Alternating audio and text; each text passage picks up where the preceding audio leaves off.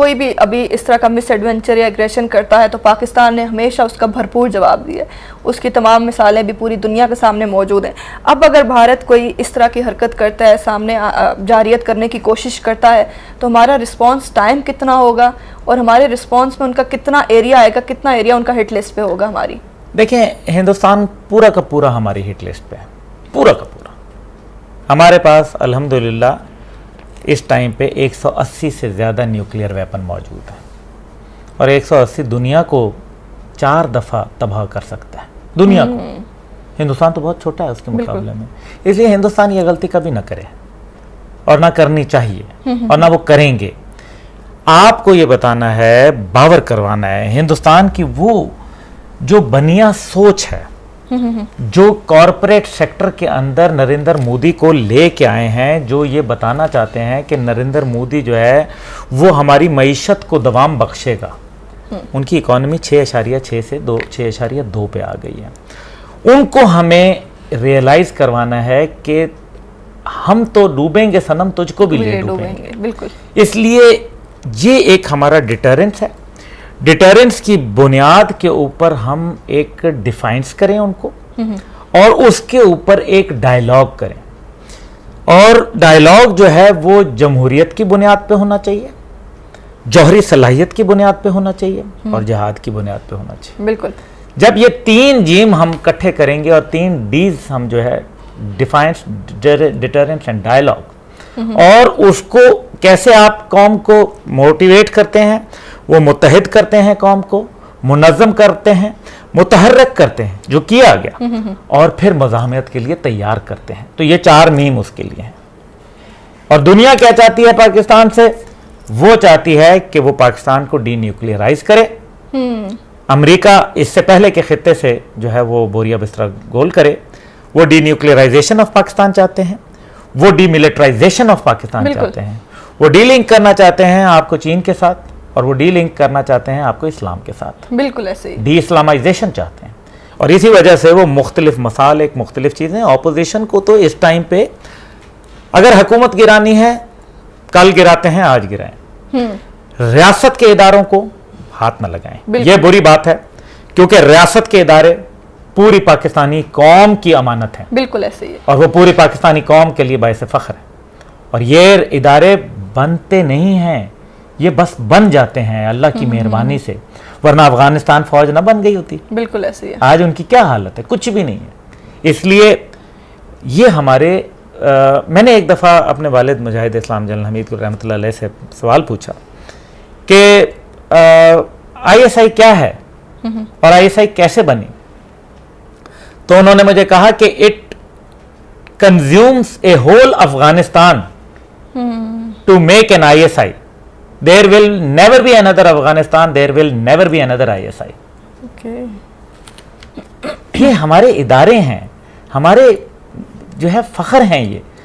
और सियासी है आपका अमल, आप सियासी अमल करें, लेकिन कश्मीर के ऊपर एक ज़बान होके वज़ीर आज़म साहब के साथ खड़े हों। बिल्कुल। और अगर उनकी कहीं आप समझते हैं कि कोई वज़ीर आज़म साहब की कोई कमी है या किसी जगह नज़रअंदाज हो गई है चीज़, उनको नहीं समझ आई, तो एक कौमी सोच, इज्तमाई सोच के साथ उनको सपोर्ट करें। बिल्कुल। मसला कश्मीर पे हमें यूं होना चाहिए, एक मुट्ठी की तरह होंगे, एक मुट्ठी की तरह होंगे तो, वरना अगर दुश्मन ने हम में कमजोरियां देख ली कि हम में ना इत्तफाकी है। देखिए, दुश्मन हमें नफाक की तलवार से काटता है, इत्तेहाद की ढाल वाहिद इसका हल है रोकना। बिल्कुल।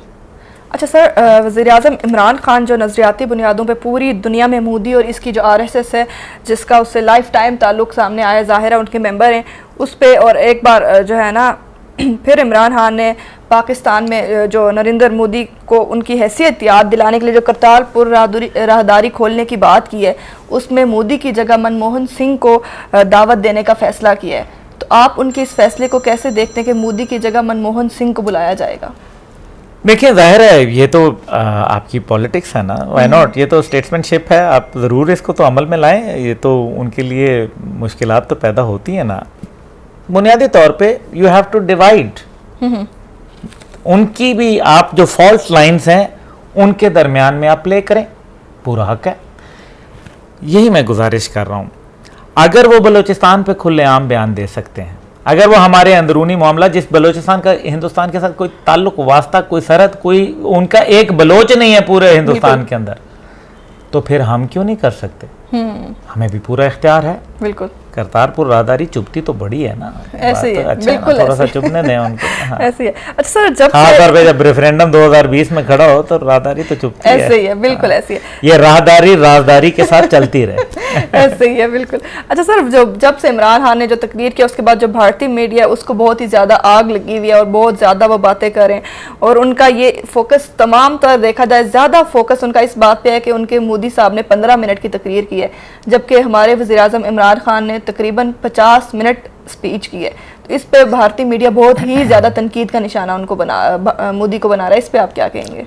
देखिए, भारत के अंदर अच्छा है, वो आपस में उलझते रहें, वो जितना मर्जी हो उसको तनकीद के लिए, जितना अच्छा है मोदी को तनकीद का निशाना बनाएंगे। और फिर भारत के अंदर भी देखें, आरएसएस की सोच तो नहीं थी ना।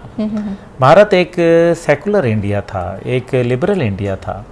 जो गांधी का इंडिया था वो मोदी का इंडिया नहीं है। बिल्कुल। और गॉडसे ने जब कत्ल किया था गांधी का, तो गॉडसे तो जो था वो आरएसएस का नुमाइंदा था, और ख़ुद मोदी जो है वो उसने ख़ुद एक्सेप्ट किया कि मैंने बांग्लादेश के अंदर अपना किरदार अदा किया। तो फिर उसको भी मेरे ख्याल में इंटरनेशनल क्रिमिनल कोर्ट में ले जाना चाहिए। ये हमारा बड़ा ज़रूरी इकदाम होना चाहिए। ये मैं हुकूमत पाकिस्तान से दरख्वास्त करूँगा, माजी में भी करता रहा हूँ, लेकिन अभी तक तो जो है इंतज़ार ही है। हो सकता है कि इसके ऊपर कोई कान धरने चाहिए।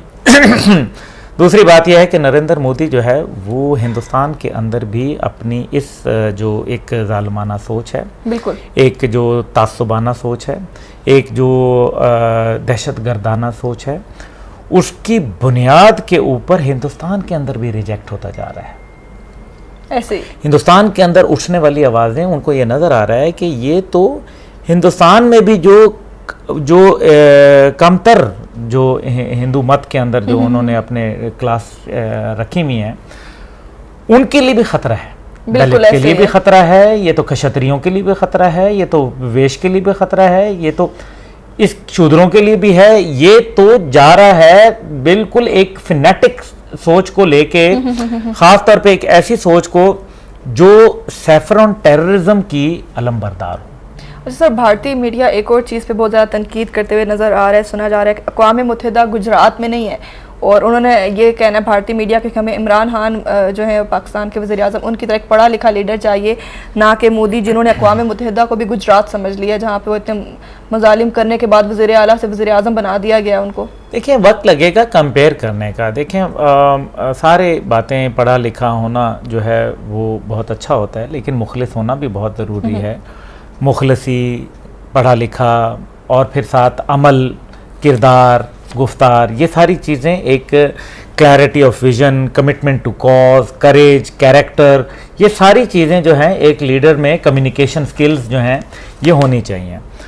और जब अमल के साथ अगर लेट से कि पाकिस्तान अपनी मईशत को उस मुकाम पे लेके जाता है, यहाँ अमन और सलामती के जो है वो नहरें बहती हैं, अगर यहाँ जो है एक जॉब्स जो हैं वो सरप्लस हो जाती हैं, लोगों को हफाजत, कफालत और अदालत मिलना शुरू हो जाती है, तो यकीनन दुनिया में कोई भी शख्स जो है वो इमरान खान साहब की तकलीद करेगा। बिल्कुल ऐसे। कोई क्यों नहीं करेगा।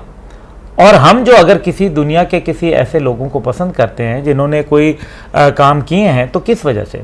ज़रूरी नहीं है सिर्फ मज़हब की बुनियाद के ऊपर। बहुत सारे लोग हैं जो दीगर ममालिक में रहे, जिन्होंने काम किए और जिनको लोगों ने पसंद किया, अक़वाम आलम ने। लेकिन मसला यही है मसला ये है कि वो शख्स जो ये तमाम काम करेगा, जो कौम को एक सहारा देगा, होप को के साथ साथ अमल के साथ वो उसके अंदर रंग पैदा करेगा। देखिए, नौजवानों की जो ख्वाहिशात और उमंगें और जो ख्वाब उनको दिखाए हैं, उनके अंदर जब रंग भरे जाएंगे तो हकीकी लीडर वही होगा, वो चाहे किसी मुल्क का भी हो। बिल्कुल जी। नाज़रीन, आपने देखा अब्दुल्ला गुल साहब हमारे साथ मौजूद थे। सर बहुत शुक्रिया आपका, बहुत इंटरेस्टिंग डिस्कशन रही आपके साथ। इसके साथ अगर भारत फिर अपने तैयारों की कुर्बानी दे के पाकिस्तान आके और ये बात कहना चाहता है कि टी वॉज फैंटास्टिक, तो हम लोग उसके लिए चाय बना के इंतज़ार करेंगे। अल्लाह हाफिज़।